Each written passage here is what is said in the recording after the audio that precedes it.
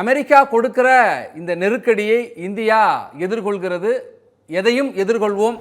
இந்திய விவசாயிகளுக்காக, சிறு குறு தொழில் நிறுவனங்களுக்காக, தொழிலாளர்களுக்காக, விவசாயிகளுக்காக என்று பிரதமர் மீண்டும் உறுதிபட தெரிவித்திருக்கிறார்.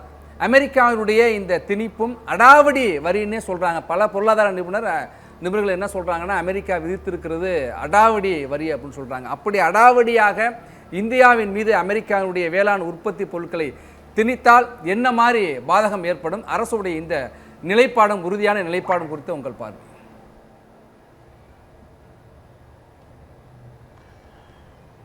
அனைவருக்கும் வணக்கம்.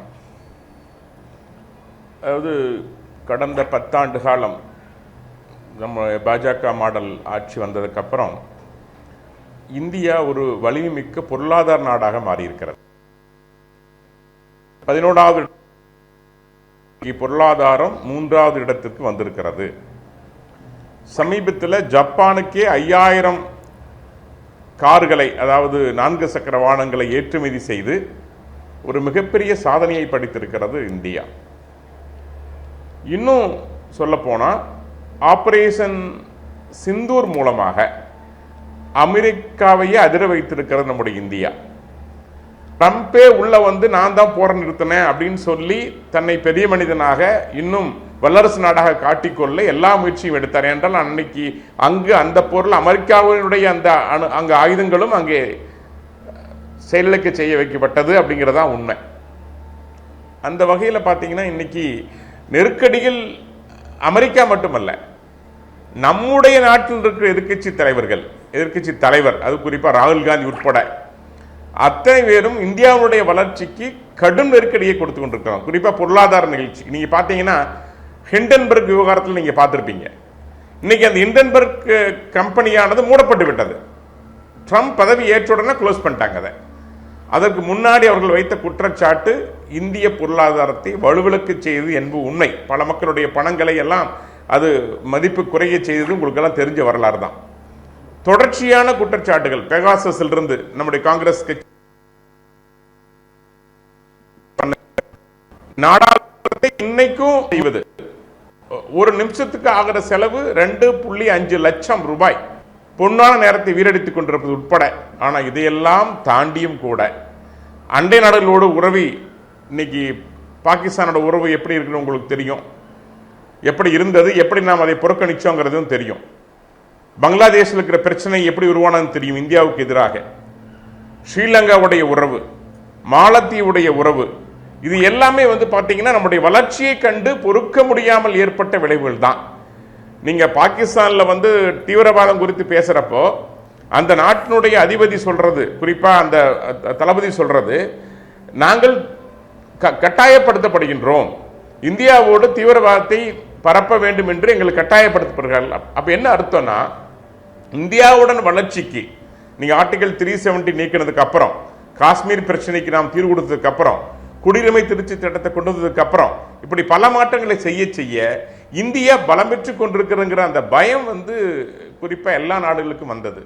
இப்ப அமெரிக்காவே பயந்து கொள்ள காரணம், முக்கியமான காரணம் என்னன்னு கேட்டீங்கன்னா, முதல்ல நம்முடைய இந்த ஆபரேஷன் சிந்தூர் போர்ல நமக்கு கிடைத்த வெற்றி, சுயசார்பு.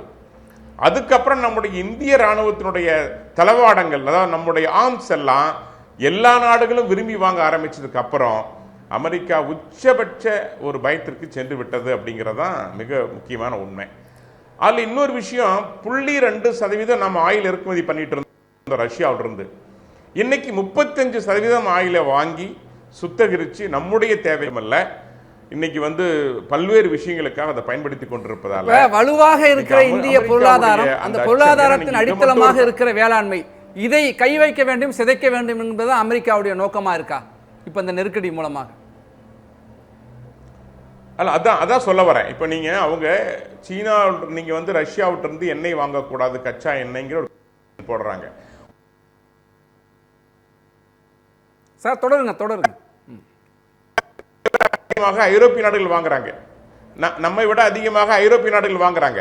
ஆனாலும் கூட அங்கெல்லாம் அவர் அந்த கண்டிஷனை அதிகப்படுத்தாமல் நம்ம மீது போடுவதற்கு என்ன காரணம் கேட்டீங்கன்னா, அவர் ஒரு அழுத்தம் கொடுக்கிறார். என்ன அழுத்தம்னா, சந்தைகளில் அமெரிக்காவினுடைய உணவுப் பொருட்கள், அதுவும் குறிப்பா ஆர்டிஃபிஷியலாக செய்யப்பட்ட அசைவ உணவுகள், பல்வேறு வகையான மரபணு மாற்றம் செய்யப்பட்ட காய்கறிகள், சோயாபீன்ஸ் உட்பட, எத்தனால் உட்பட பல விஷயங்களை இங்கே வந்து கொண்டு வரணும், பல விஷயங்களை அவர் இங்கே கொண்டு வரணும், உள்ளே கொண்டு வரணும் அப்படின்ட்டு அது குறித்த அந்த பேச்சுவார்த்தை அமெரிக்க அந்த வியாபார நிறுவனம், அமெரிக்க துறை, வெளியுறவுத்துறை நாம் இந்தியாவோடு பேசிக் கொண்டிருக்கிறது.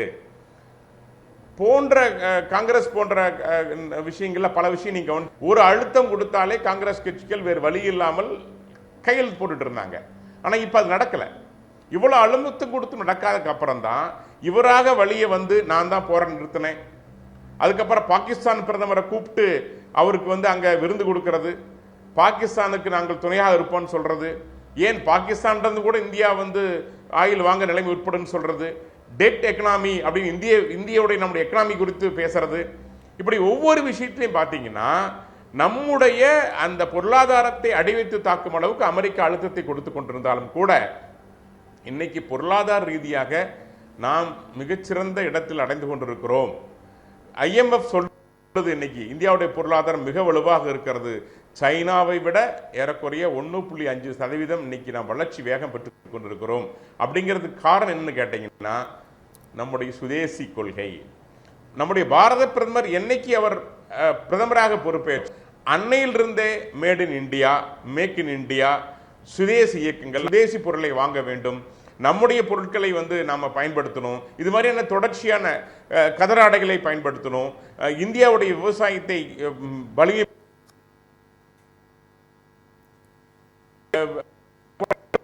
மாநிலங்கள் வரைக்கும் விமான நிலையங்கள் உருவாக்குவது, சைனா எல்லை வரைக்கும் சாலைகள் அமைப்பது, பல பல பெரிய பெரிய உலகத்திலே மிகப்பெரிய பாலங்கள் அமைப்பது, இப்படி செலவுப்பட்ட தொகைகள் எல்லாம் இந்த 10 ஆண்டு கால செய்த அந்த அமைப்பினுடைய அந்த கட்டமைப்பினுடைய செயல்பாடு தான் இன்னைக்கு வந்து வளர்ச்சியை கொடுத்திருக்கிறது. அந்த வளர்ச்சி தான் அமெரிக்காவை விரல வைத்திருக்கிறது. நிச்சயம் நமக்கு அவங்க போட்டிருக்க டாக்ஸ்ங்கிறது அமெரிக்காவிலிருந்து நம்ம இறக்குமதி நம்ம ஏற்றுமதி செய்யக்கூடிய சில பொருட்களுக்கு, சில உற்பத்தி நிறுவனங்களுக்கு தடைகளை ஏற்படுத்தும், பிரச்சனை ஏற்படுத்தும். ஆனால் அதையும் தாங்கக்கூடிய இடத்துல நம்ம இந்தியா இருக்கிறோம். ஏன்னா நீங்க ஒண்ணு கவனிக்கணும், இது வெறும் வியாபாரம் மட்டும் அல்ல. அங்கிருந்து வரக்கூடிய அந்த உணவுப் பொருட்கள், மரபணு மாற்றம் செய்யப்பட்ட உணவுப் பொருட்கள், செயற்கை முறையில் உருவாக்கப்பட்ட நான் வெஜிடேரியன் உணவுகள், இது உள்ளுக்குள்ள வந்துச்சு அப்படின்னா இது மிகப்பெரிய உடலியல் ரீதியான நம்முடைய ஹெல்த் விஷயங்களையே பாதிக்கக்கூடிய மிகப்பெரிய பாதிப்பை வந்து இந்தியாவில் உருவாக்கிவிடும். நம்முடைய பொருளாதாரம் ஒன்று, இன்னொன்று நம்முடைய என்டையர் அந்த ஹெல்த் சிஸ்டம் அப்படிங்கிறது பாதிக்கப்படுங்கிற அச்சம் நம்முடைய மீனவர்கள், நம்முடைய விவசாயிகள், நம்முடைய சுயசார்பு சார்ந்த பொருட்கள், நம்முடைய இந்த என்டையர் சிஸ்டம் எக்கனாமி, நம்முடைய ஈகோ சிஸ்டம் கடுமையாக பாதிக்கிற அச்சத்தில் தான் எந்த கட்டாயத்திற்கும், எந்த வலுக்கட்டாயத்திற்கும், எந்த மிரட்டலுக்கும், எவ்விதமான அழுத்தத்துக்கும் இந்தியா இடம் கொடுக்காதுங்கிறதுல மோடிஜி அவர்கள் மிக உறுதியாக இருக்கிறாங்க. அதை தெளிவுபடுத்தியும் பல முறை தெளிவாக சொல்லிட்டாங்க. இந்த விஷயங்களை சார்ந்து நம்முடைய இந்தியருடைய நலன், இந்திய விவசாயிகள் நலன், இந்தியாவுடைய தொழிலாளர்கள் நலன், இதை தாண்டி எந்த விதத்திலும் எந்த அழுத்தத்துக்கும் நாம் வந்து இடம் கொடுக்க மாட்டோம்னு சொன்னதுக்கு முக்கியமான காரணம் இந்த வர்த்தக ஒப்பந்தத்தை அமெரிக்காவோடு செய்ய தயாராக இருப்பது தான். ஜெய்சங்கர் அவர்கள் ரொம்ப கரெக்டாக சொன்னாங்க, ஒரு வெளியுறவுத்துறை கொள்கை குறித்து இந்த ட்ரம்ப் மாதிரி எந்த ஒரு அதிபரும் பேசியது இல்லை. வெளிப்படையாக அழுத்தம் கொடுப்பது மட்டுமல்ல, நம்ம நாட்டுக்கு மட்டும் இல்லை, அவர் பிரேசிலுக்கும் இதை பண்ணியிருக்காரு. இன்றைக்கு பார்த்தீங்கன்னா ரஷ்யாவையும் அதிகப்படுத்தணும் மிரட்டுறாரு. இப்படி ஒவ்வொரு நாட்டையும் மிரட்டுறது அப்படின்னா நம்மை விட 20 மடங்கு பொருளாதாரத்தில் வலிமை மிக்க நாடு அமெரிக்கா, அதில் மாற்று கருத்து இல்லை, அதில் சந்தேகம் இல்லை. இருந்தாலும் கூட நம்ம மிரட்டி பார்ப்பது என்பது என்னுடைய பார்வையில் ஒன்று, அவங்களுடைய வர்த்தகத்தை இங்கே கொண்டு வரணும், இந்தியாவுடைய இந்த இந்திய சந்தையை முழுமையாக கைப்பற்றணும், இந்தியாவுடைய அந்த பொருளாதாரங்கிறது மட்டுமல்லாமல் உற்பத்தியை தடை செய்யணும். இதுக்கெல்லாம் நோக்கத்தில் தான் அவங்க அதுதான் நல்ல அழகா திட்டமிட்டு இதை ஏற்றுக்கொள்ளுங்கின்ற மனநிலையிலும் சரி, எந்த வகையிலும் இந்தியருடைய நம்முடைய நிறுவனங்களை, அதுவும் குறிப்பாக நம்முடைய விவசாயிகளுக்கு பாதிப்பை ஏற்படுத்தி விடக்கூடாது என்பதில் வந்து மோடிஜி அவர்கள் தெளிவாக இருக்கிறாங்க. உண்மையிலேயே ஒரு இக்கட்டான சுச்சுவேஷன் தான் மிஸ்டர் மகேஸ்வரன், நம்ம இதை மறுக்க முடியாது. ஏன்னா குறிப்பாக கோயம்புத்தூர் நாங்கள் இருக்கிறோம், இங்கே இருக்கிற கோயம்புத்தூர் இண்டஸ்ட்ரீஸ், டெக்ஸ்டைல் இண்டஸ்ட்ரீஸ் இது மாதிரி கடுமையான நெருக்கடியை சந்திக்கும். ஆனால் கொரோனா சமயத்தில் நீங்கள் கவனிச்சிருப்பீங்க, கொரோனா சமயத்தில் பல இக்கட்டுகளை பார்த்தீங்கன்னா செய்த அந்த உதவியால கொடுக்கப்பட்ட பல்வேறு சலுகைகள், கொடுக்கப்பட்ட பல்வேறு நிதி உதவிகள், இதிலிருந்து அந்த கொரோனாவிலிருந்து இண்டஸ்ட்ரீஸ் மீண்டு வந்தாங்க. இன்னைக்கு பொருளாதார வளர்ச்சியை பார்த்தீங்கன்னா அந்த அளவுக்கு இன்னைக்கு IMF சொன்ன மாதிரி உச்சத்திற்கு போறதுக்கு முக்கியமான காரணம் கேட்டீங்கன்னா அந்த அடிப்படை கட்டமைப்பு தான். அதை மோடிஜி அவர்கள் மிக அருகியாக மிக அழகாக பலப்படுத்தி விட்டார்கள் சொல்லி நான் பெருமையோடு சொல்லணும். அந்த வகையில் தான் இன்னைக்கு பல இடங்களில் பார்த்தீங்கன்னா பொருளாதார அந்த வளர்ச்சி அப்படிங்கிறது இன்ஃப்ளேஷன் கண்ட்ரோல் இருக்குது. அது மிக முக்கியமான விஷயம். கடந்த 2-3 ஆண்டுகளில் பார்த்தீங்கன்னா அந்த இன்ஃப்ளேஷன் கட்டுப்பாட்டுக்குள் இருக்கிறது. இது எல்லாமே வந்து பார்த்தீங்கன்னா இனி நம்ம யாருக்கும் அஞ்ச வேண்டியதில்லை. இது ஒரு உடைய சர்க்கிள் தான், இது நம்ம சரி பண்ணிக்கலாம் அப்படிங்கிற நம்பிக்கை ஊட்டும் வகையில் தான் மோடிஜி அவர்களும் பேசிட்டு இருக்காங்க. அதற்கு பக்கபலமா பார்த்தீங்கன்னா இப்போ ரஷ்யாவுக்கு நம்முடைய ஜெய்சங்கர் அவர்களும் பயணம் திட்டமிடப்பட்டிருக்கிறது. இது எல்லாம் அது உற்பத்தி தான். அதாவது குறிப்பா நீங்க பார்த்தீங்க 5-10 ஆண்டுகள் நம்முடைய பாரத பிரதமர் மேற்கொண்ட நாடுகளுக்கு மேற்கொண்ட பயணம், அந்த பயணம் தான் இன்னைக்கு அமெரிக்கா குறித்து அமெரிக்கா மிரட்டினாலும் கூட அச்சம் கொள்ள தேவையில்லை. குறிப்பா நீங்க இன்னொன்று சொல்றேன், நான் இப்ப சமீபத்தில் நம்ம பிரிட்டனோட செய்த உடன்பாடு அது மிகப்பெரிய ஒரு வரப்பிரசாதமா நான் பார்க்கிறேன்.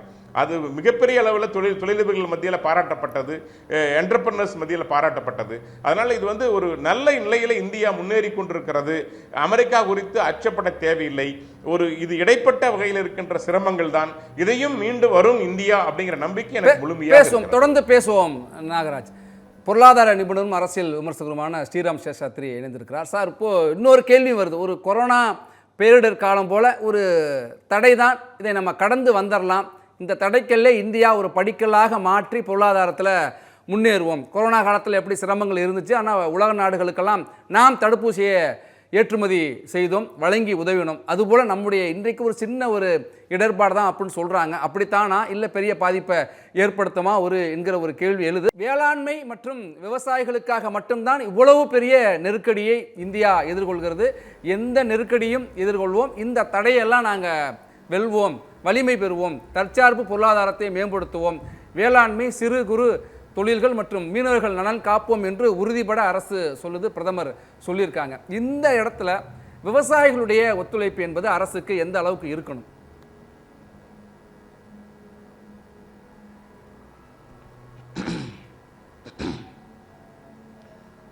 நண்பர் ஸ்ரீராம் சாஸ்திரி அவர்கள் பேசுனது எனக்கு சரியாக கேட்க முடியல.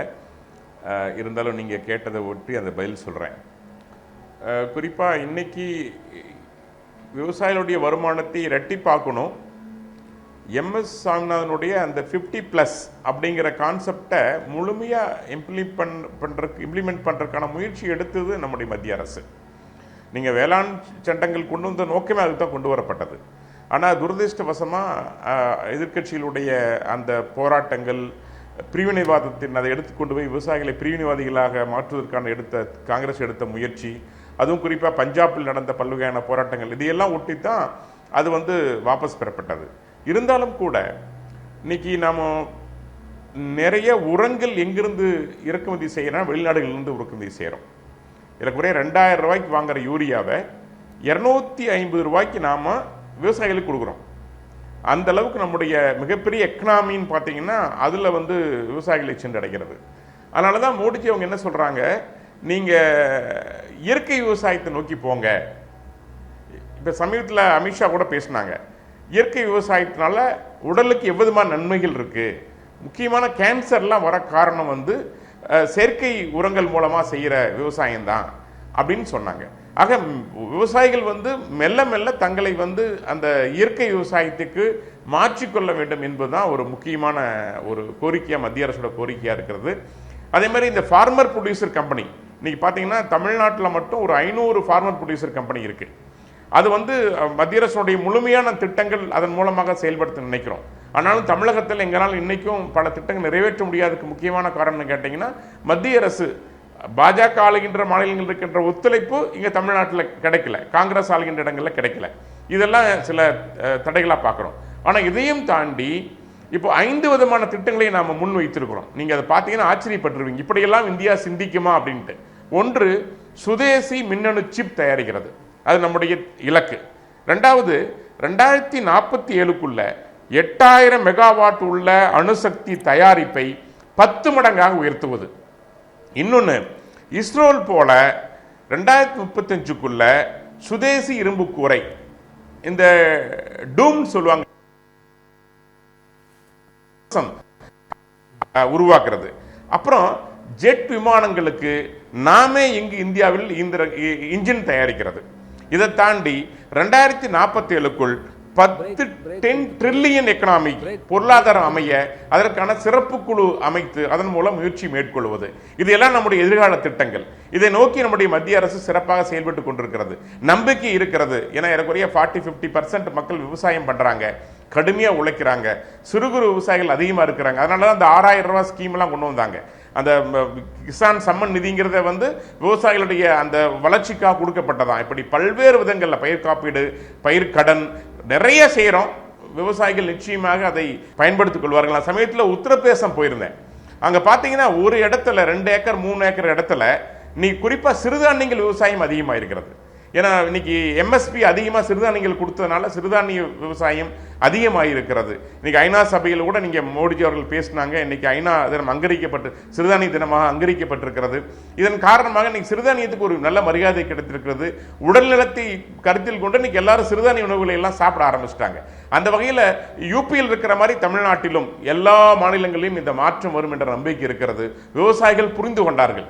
50 ஆண்டு காலம் காங்கிரஸ் செய்த ஆட்சிக்கும் 10 ஆண்டு காலம் பாரதிய ஜனதா கட்சி செய்த ஆட்சிக்கும் உள்ள மிகப்பெரிய வித்தியாசத்தை, மிகப்பெரிய வளர்ச்சியை, மிகப்பெரிய மாற்றத்தை, மிகப்பெரிய சௌரியங்களை இதையெல்லாம் புரிந்து கொண்ட காரணத்தால நிச்சயமாக இந்த மக்கள் தொடர்ந்து ஆதரவு அளிப்பார்கள் என்ற நம்பிக்கை எனக்கு இருக்கிறது.